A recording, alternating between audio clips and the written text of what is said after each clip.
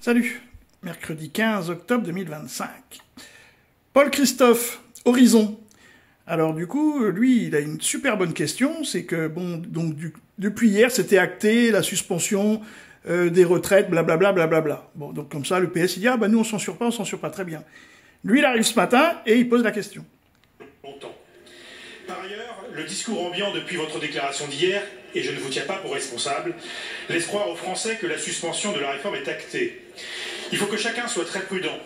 Tant que le Parlement ne l'a pas adoptée définitivement, la suspension n'existe pas. Dès lors, il ne faudrait pas que les annonces d'hier amplifient encore un peu plus, dans quelques mois, la défiance de nos concitoyens envers les institutions.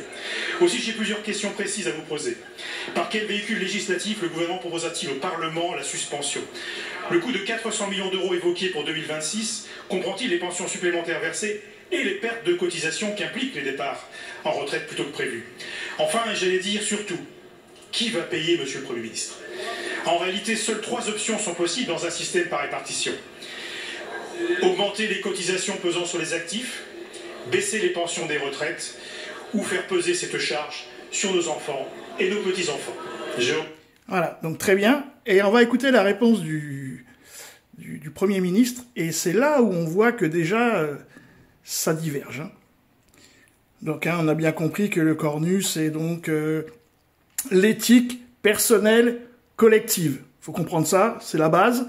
Et donc, du coup, il le dit à demi-mot, vite fait comme ça, mais il faut bien écouter parce qu'il le dit quand même, qu'en fin de compte, ils vont rien faire du tout.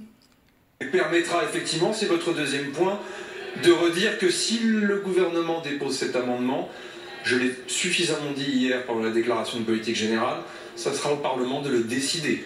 Et donc de chacune et chacun ici, dans la plus grande des clartés, de porter ses convictions comme vous avez commencé à le faire, monsieur le ministre. Vous avez entendu? Si le gouvernement, non seulement il dit si, mais il précise bien s'il monte son bras. Deuxième point, de redire que si le gouvernement dépose cet amendement...